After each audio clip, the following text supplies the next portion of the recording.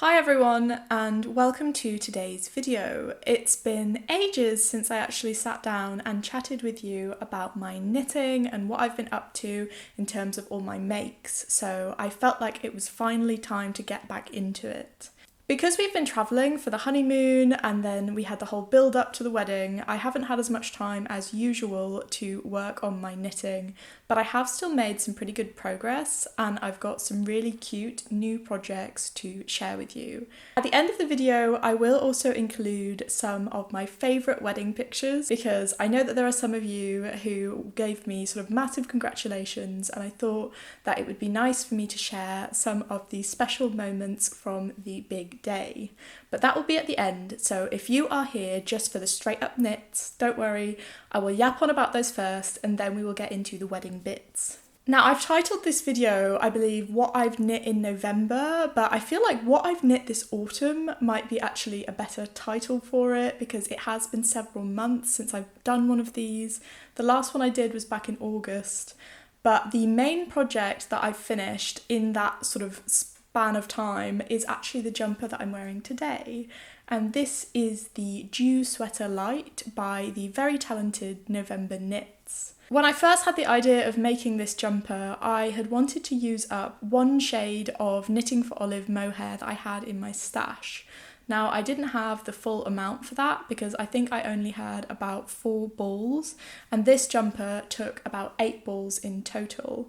But I held that together and I just wasn't completely convinced by the swatch, so I decided to pair it with a deeper shade of brown to get this final colour, which I have to say is really, really perfect.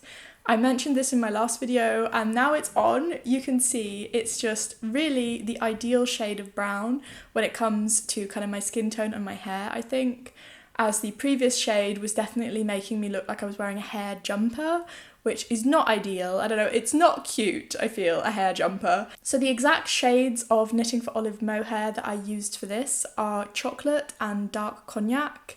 Dark Cognac is the lighter one and Chocolate is a really, really deep, rich sort of chocolate brown. Both of them are really beautiful shades on their own, and I think that the Dark Cognac would be perfect on somebody with different hair colour to me because it is a really beautiful colour, and that is why I picked it to begin with. Since I finished it, I've worn it sort of every week actually. It's had loads of wear already because I really enjoy how it feels extremely light and soft against my skin. Now, Knitting for Olive Soft Silk Mohair is one of my favourite mohair yarns. It is so soft. When I did my mohair ranking video, it was the one that I put at the top because I just always go back to it if I want a slightly more premium, a little bit more pricey mohair. And I've never actually knit something just with 2 strands of this mohair, and oh my goodness, it is a dream. It's just the fluffiest kind of cloud of fuzzy yarn, really, really lovely and warm against my skin, but not itchy at all in my opinion. I know some of you have written in and said that you do find Knitting for Olive not quite soft enough, but you can, however, wear Isager mohair. Now, I'm very happy to report that my next project that I'm going to talk about does use Isager mohair, so I am going to be kind of waxing lyrical about the benefits and sort of comparing these 2 mohairs, as I do think they are like the most luxurious, sort of gorgeous mohairs on the market at the moment. But yeah, the Joo sweater is a very, very simple top-down construction. You have this really lovely 2x2 ribbing at the collar, which just gives it a little bit of extra polish and neatness. That continues down into the raglan, so it looks like a continuation of the rib at the shoulder area, as you'll be able to see in the cutaway here. And after you finish that rib and those raglan increases, you go on to knit a very loose fitting body, sort of all the way down. I made mine almost exactly to her specifications when it comes to the length, so I'm really happy with the length and how it turned out.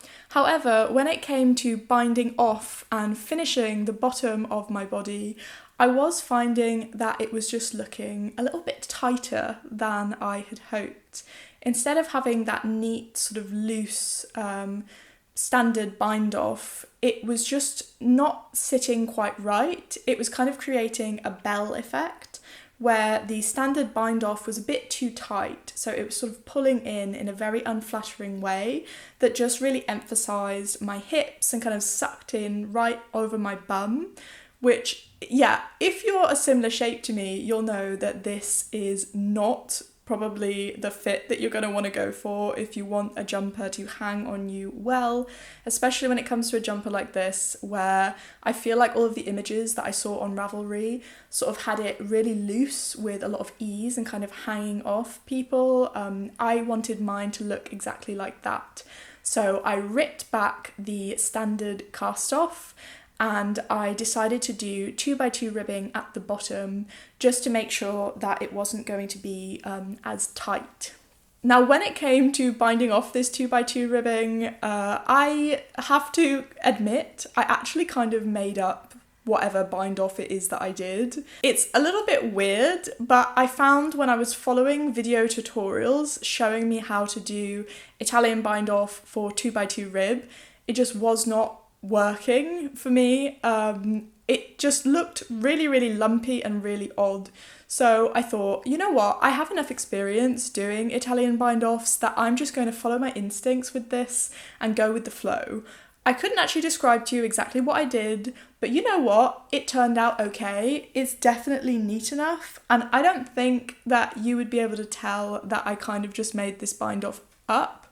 It's definitely nothing new and amazing. I'm sure there is a name for exactly what I did, but yeah, I didn't follow the tutorials because I just didn't find that they worked for me at all. And what this bind off has essentially done is allow me to get away from the tightness of the standard cast off, which creates a really beautiful, neat finish, but it just wasn't quite right and I just couldn't nail the tension. And this bind off that I did actually holds it extremely flat. Once I'd finished the body, I went on to do the sleeves, and I was a little bit worried that I wasn't going to have enough yarn, so I stopped knitting one sleeve when I'd got down to a point that I thought, okay, if I had to stop here, I would be happy. I wouldn't feel like it was too short. And then I knit the other one before I casted off the first sleeve. And for this, I did just do the standard bind off that she recommends to create that lovely kind of sharp, clean edge. I mean, this really does look gorgeous. It hangs nicely. I love how kind of billowy and soft it is, but I couldn't achieve this look when I was doing the bottom. I don't know why. Maybe there were just too many stitches, but I'm really happy with this sleeve. And this sleeve I'm happy with too, but I feel like it might benefit from a little bit of a block to stop it curling as much. But despite a little bit of curling, the sleeves are lovely. I mean, they just hang in such a sort of comfy, cozy way. I think that the sleeves are really the superstar of this pattern. And although I couldn't make the bottom work exactly how the pattern recommended, because I still have the sleeves looking like the original, I feel like the overall look is very, very similar and definitely what I had been hoping to achieve. I am a bit of a creature of habit when it comes to my jumpers and my clothing. It has been very cold here, actually much colder than it usually is around this time of year. The last few kind of Christmas holidays have actually been quite warm, but I'm hoping that this year it's going to stay nice and frosty because I've had the chance to wear loads of my jumpers, including when we were in Scotland. I took 3 jumpers with me and they had a lot of wear. They were also perfect for that cold kind of drizzly weather. Definitely you can feel like sort of woolly, like rustic wool is made for that sort of climate. And sometimes here it just gets a little bit too hot. And that's everything to round up my chatting about the Joo Sweater Light.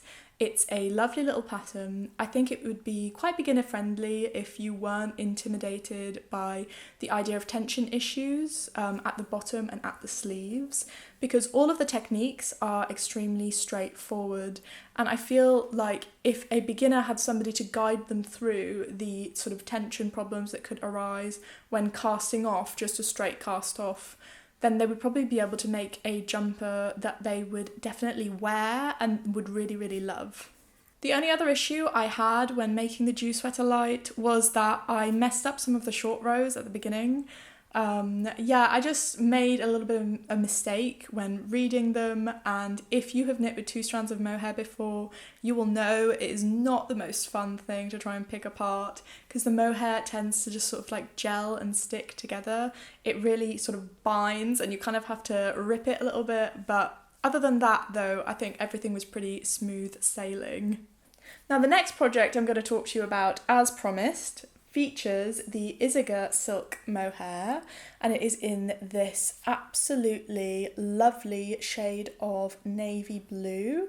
The exact number of this is colour 100, and it's just a really, really deep, sort of almost black navy. It will look very, very dark, I think, when it's on, but that's sort of what I wanted, as I do find in the winter I gravitate towards very, very dark colours.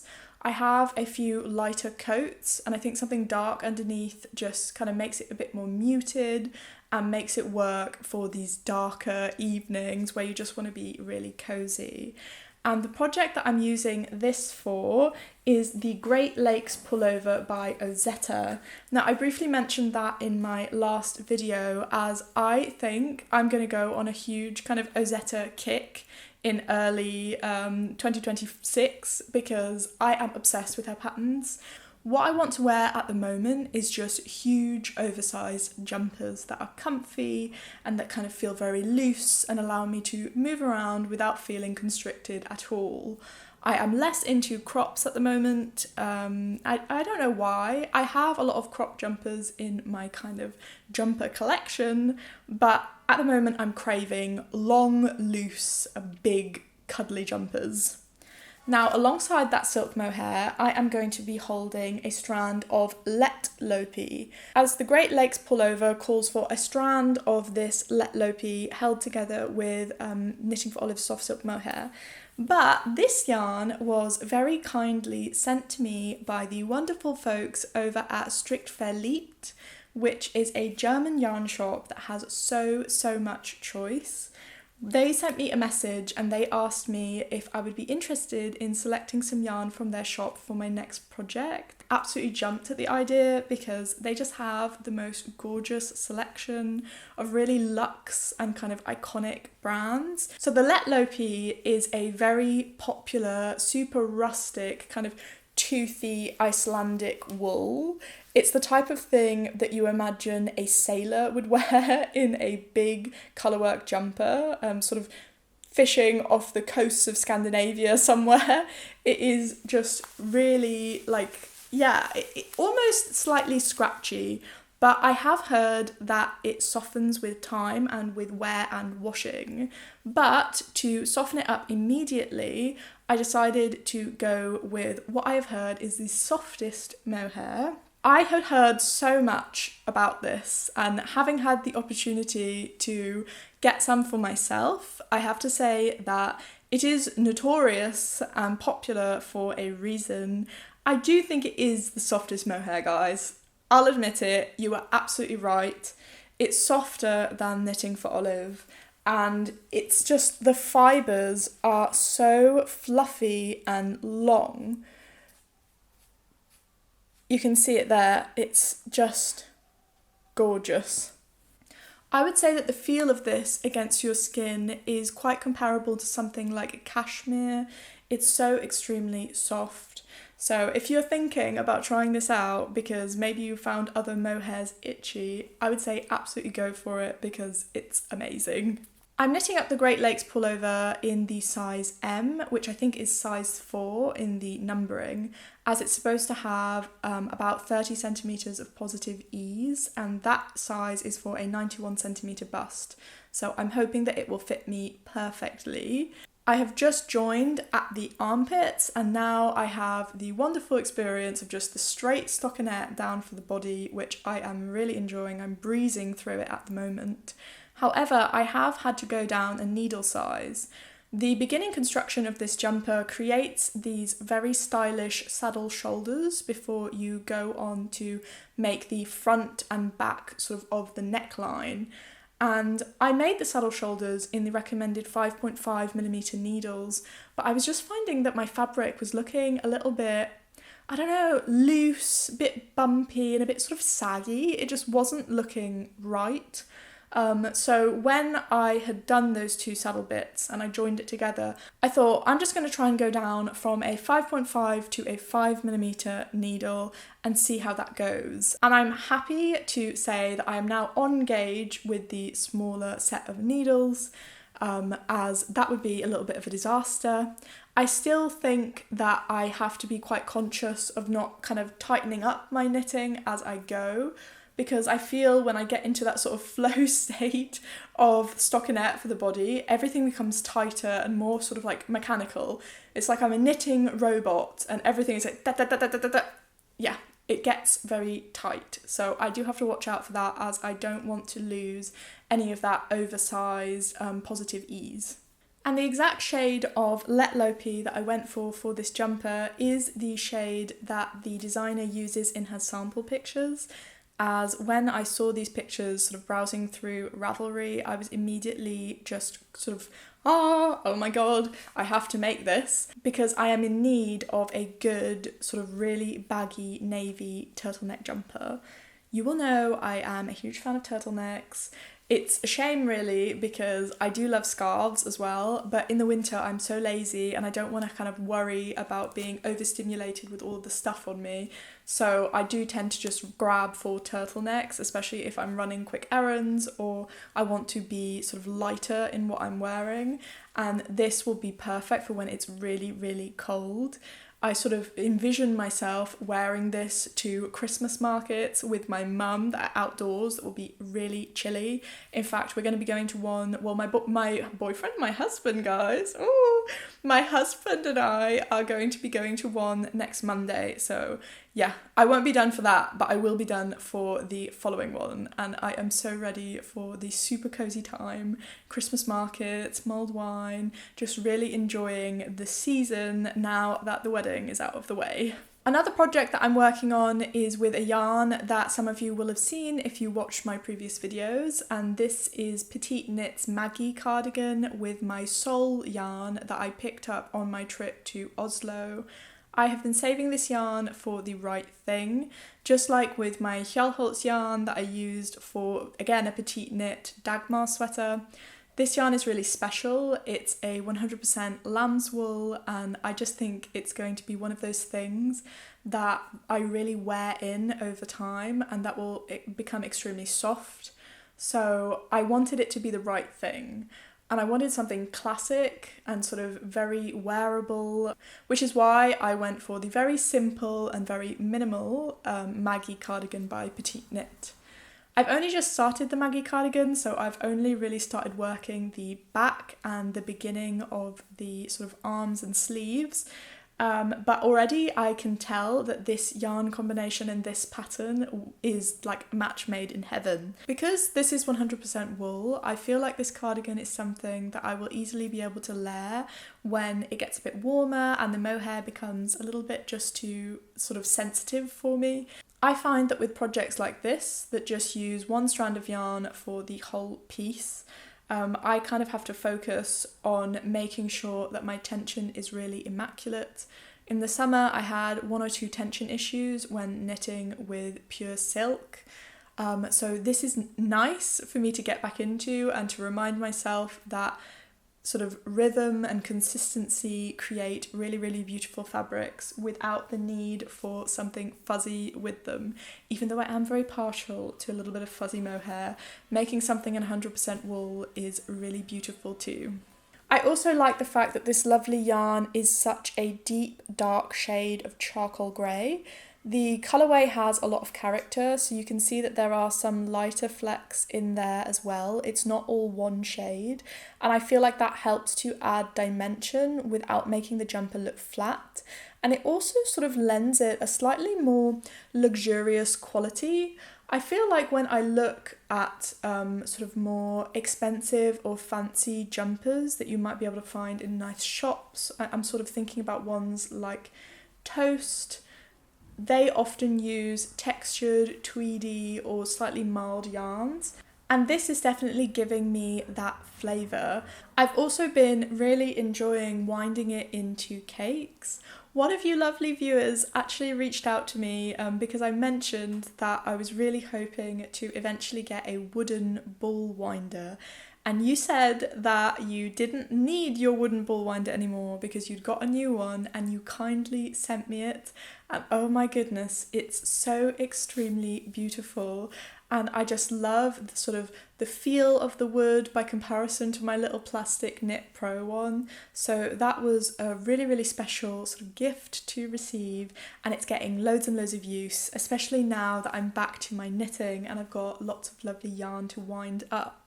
In fact, sometimes when I'm feeling sort of just a little bit stressed and I want to work on a project, but I don't necessarily want to sit down and just knit for a really long time, or maybe I've come to a complicated bit, I actually will just like wind some yarn for fun and as a sort of therapeutic activity. That is how much I enjoy doing it. So yes, this is my pretty meagre progress on the Maggie cardigan. Once I've finally finished the Great Lakes pullover, I will give this my full attention. I think this is probably one that I'll be finishing closer to the end of January, as I have ordered my yarn for my Christmas jumper. After getting all of your feedback in my last videos where I was considering 2 jumpers, I decided to go for it, and we're going to make the Harriet sweater. All of you fell in love with the Harriet sweater just like I did as soon as I showed it on the screen, and I am just thrilled to make it. I also got a good deal on the yarn. I'm going for dark brown tweed with sort of a sandy colour and a kind of light brown sort of beigey tone for the other bits of colour work, and it's going to be in Loch Lomond by BC Garn. I've never used anything by that brand before, but the Loch Lomond tweed has been sort of on my mind for ages as it just looks divine. So those are the 3 projects that I have been concentrating on recently. I told you I hadn't made a huge amount of progress with my knitting. However, I have been really enjoying knitting and enjoying wearing my jumpers, and now I want to chat with you about the thing that has been taking up all my time and has meant that I haven't been able to knit as much as I want to, and that is of course the wedding. We met about 12 years ago in the centre of Milan, so Milan seemed like a natural choice for our wedding. And being very extra, it was held over 2 days. It was a very, very small sort of micro wedding that we had in the very centre of Milan in a museum. Now, it's a house museum, so it used to be owned by a family of sort of collectors who made this absolutely gorgeous ornate building and filled it full of beautiful furnishings and tapestries and all sorts of treasures. And we were so lucky that Museo Bagatti Valsecchi allowed us to hold our wedding there.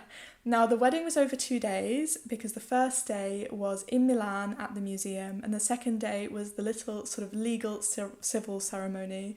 But I still really wanted what felt like a proper kind of aisle and bridal moment.